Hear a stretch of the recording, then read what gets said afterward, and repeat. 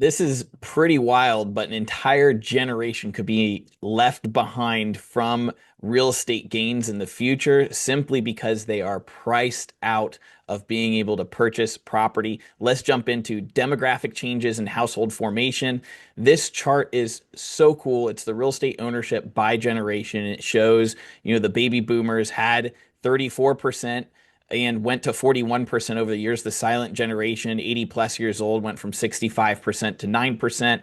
Gen X started with 1%, is at 30%, and the millennials are getting absolutely crushed. This is the age group of 29 to 44. Usually these folks are loaded up with student loans, other debt, and skyrocketing housing prices that are pricing them out with payments they can't afford. So millennials own less than two-thirds of the real estate pie boomers held at the same age in 2025.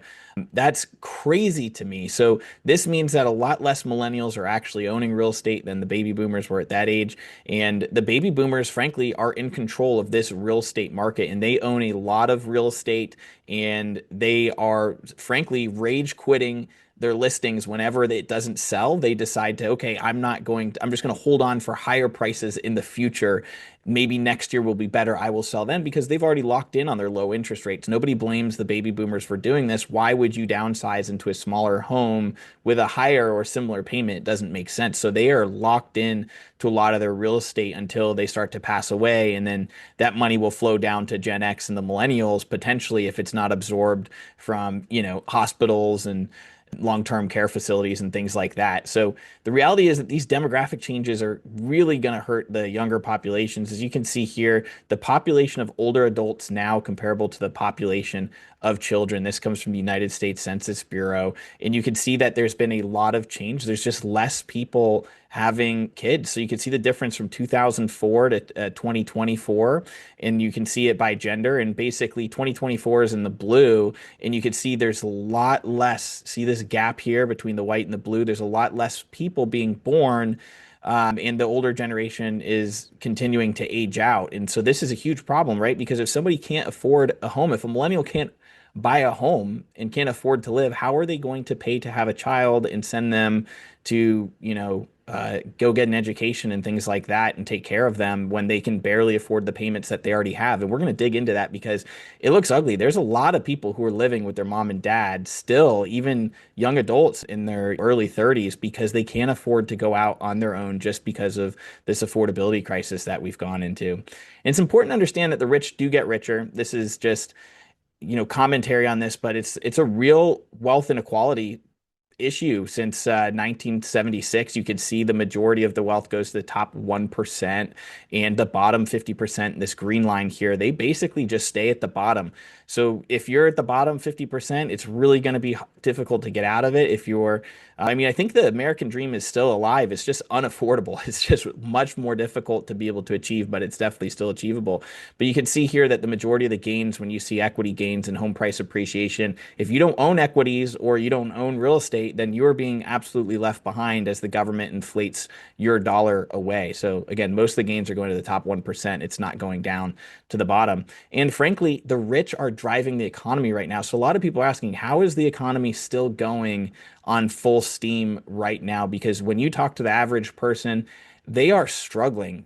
Things are tight. They're loaded up with credit card debt. We see the Klarna thing come through where people are doing buy now, pay later for their freaking burrito deliveries. It's kind of crazy. But the US economy depends on consumption by the rich. This shows the top 20% or about 50% of the entire consumption. This source is from Moody Analytics, which is great data.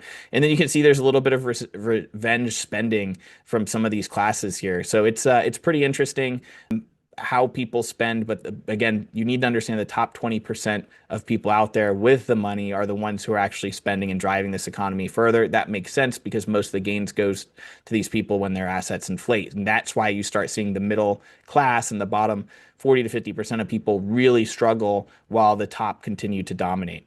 So the issue is really households headed by married couples in the US are the lowest ever recorded. And this is a problem because most people on their own don't make $100,000 to be able to purchase a house. Today, the median income that you need to be able to purchase a home is $140,000. Most people don't get paid anywhere close to that, especially as a single household. If you're married, then of course you can have a dual income, but the lowest marriage rate at 46.8%, down from 78.8%, it continues to look like a decline here. It's a huge issue because people need to double up to be able to afford to purchase a home in this market. This comes from the US Census Bureau. College grads, this is a disgusting chart, are absolutely loaded up with debt. A lot of these degrees really don't seem to be worth very much. And so this is the financial landscape of 1989 versus today, right? In 1989, you would graduate with about 20% debt. Now it's 120% debt. It's out of control with the amount of versus your income. It's just out of control how much debt you have to take on to go get an education today, especially since, college for a lot of people is just about networking and socializing anyway, and it's not as much about the degree. But a lot of people who are millennials were pushed to go to college because they thought it was the right thing to do to advance their career and be paid more on down the line. And we see that that's not necessarily true in all cases. Definitely, there's cases where it is absolutely worth it. In a lot of cases, depending on the degree, it might not be worth it. So here's another thing. Only 27% of households earn $140,000. That's the median income that you need to be able to purchase a property. So here you can see the income distribution across this curve. This is the United States household income distribution 2024. Okay. So this is what it's saying, $140,228. 73% of people don't make that amount of income. 27 do make that amount or more. So look, if 80% of people, this is another great chart, 80% of people over $140,000 of income already own a home, then there's only a specific amount of people who can actually purchase still. So you're talking about, 20% of people of households are actually able to purchase because 80% of people already own unless they're planning on purchasing a second home. This is wild information that you should be sharing with people. And this comes from Darth Powell on X. He's somebody that I follow on there, but he said a household needs to make a minimum of 140,000 to afford a median home. 27% of households can afford that median home. 80% of households already own at that income level, and 50% of the housing market is chasing basically 5.4% of the home buyers that can afford to buy a home that does not already own. This is way worse when you include the need for a down payment.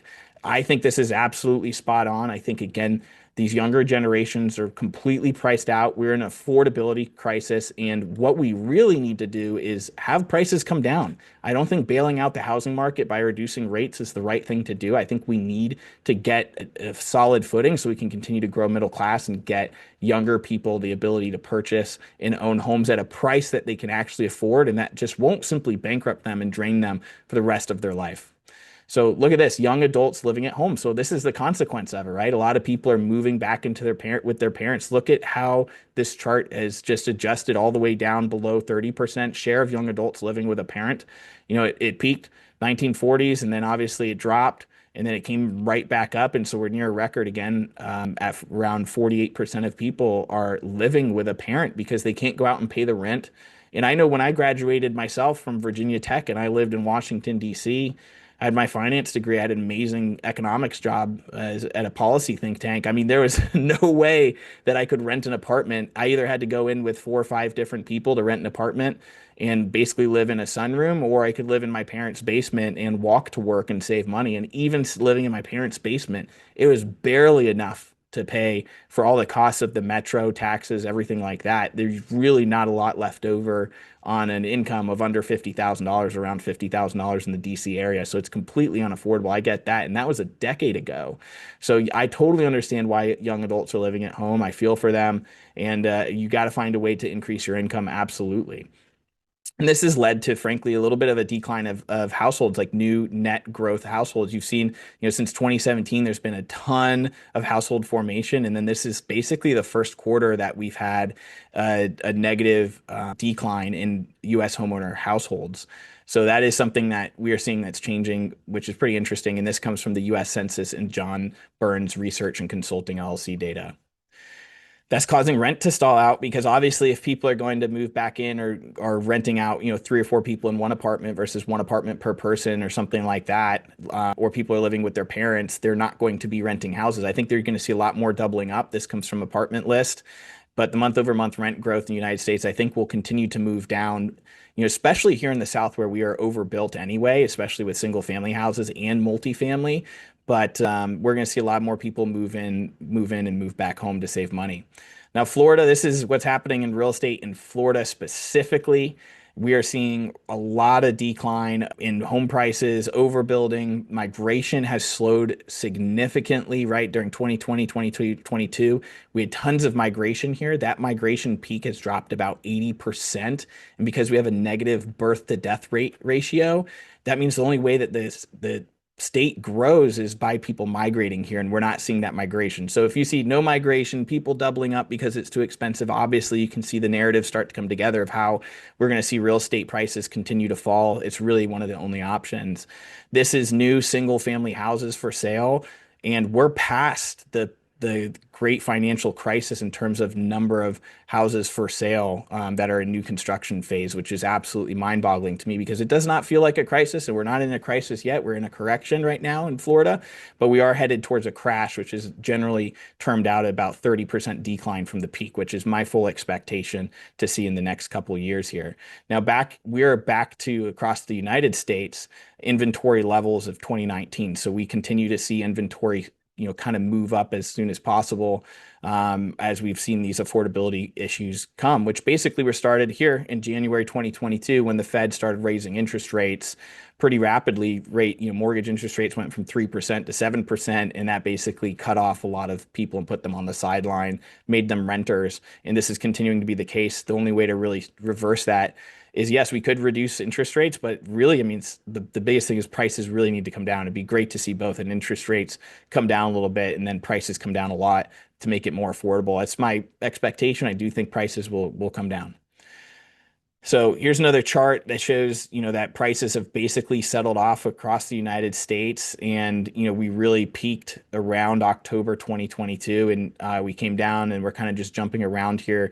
We think that the Federal Reserve will, on the next meeting, probably do a 25 basis cut on their Fed funds rate, but we don't think that's going to be enough to really move the needle for housing. So do we think Powell can save housing? Let me know, comment below. I don't think that rate cuts will actually be the solution, but right now this is a cool chart from Creative Planning. It shows that the Fed funds futures, and they're basically expecting by the end of 2026, basically a 1.5% decline from where it is today in terms of the Fed funds rate. And that would, probably bring down mortgage interest rates by at least 75 basis points. Maybe we can start seeing, interest rates in the fives, but I don't think that's enough to bring people back to the table just because, still with the price and the amount of debt and all these other issues that we're dealing with, I think prices will still have to come down quite significantly, especially in specific areas in the South and the Sun Belt. Obviously, every area is completely different.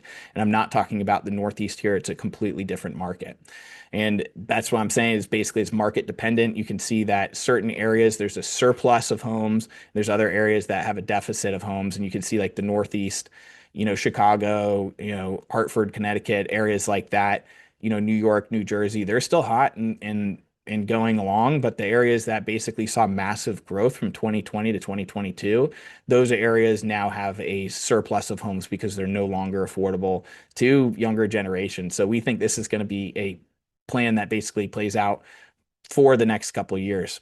I love this visual. This is the number of 100 largest markets seeing home prices declines. You can see Midwest, Northeast, South, and West. And you can see that the South and the West are the areas that are getting hit the hardest. They're hit the hardest previously. The Midwest and the Northeast are not as volatile type of markets. It's usually not as boom bust kind of oriented like it is here in the South, but we're starting to see the South really creep up with home price declines in areas of the West, like California, Colorado, areas like that. Arizona seeing price declines where they overbuilt.